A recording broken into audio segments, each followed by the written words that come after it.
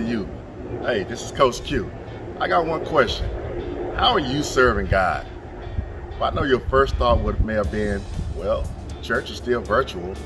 We can't go to church, so I can't sing. I can't be a youth leader. Well, guess what? That may be very well true. But one thing we all have in common is we all have our everyday lives. And in our everyday lives, everything that we do, there are ways that we can serve God. When we look at 1 Timothy 4:12, it tells us to let no one despise your youth, but be example for the believers in our speech, our conduct, our love, our faith, and our purity. So Timothy gives us 5 ways we can serve God. So let's think about it. Our speech. Proverbs tell us that our tongue is very, very, very powerful. It has the power of life and death.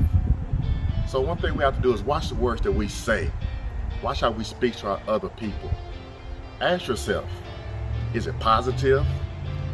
Am I going to bring that person down? Or what I have to say, is it even necessary?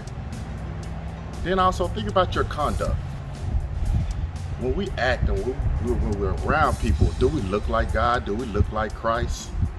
Are we being commercials? Are we being bulletin boards for Christ? Then think about your faith. Our faith, how much do we really believe in Christ? I know, it's really hard sometimes to believe in something that we can't see. We can't pick up our phone and text God. We can't pick up our phone and call God. So sometimes, it's kind of hard to believe in that. But you really want to serve God? Timothy tells us that our faith has to be strong enough to believe in even something that we can't see, but believe in the things that he's showing us. And then also, think about the purity.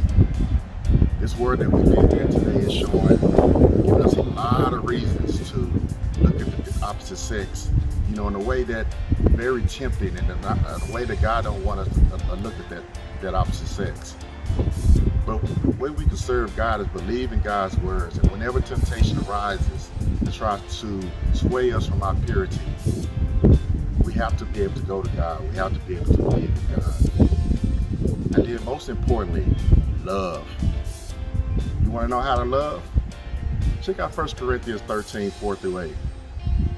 It tells us to be patient, be kind. Don't be jealous or envy other people. Whenever you want to figure out how to love or serve God better, go check out that verse and see, am I doing the right thing? Am I showing people that I really do love them?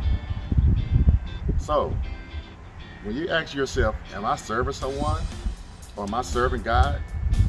Don't think about that it has to be in the church. It should be in your everyday walk. So that's all Coach Q got for you today. Now let's get out there and serve God.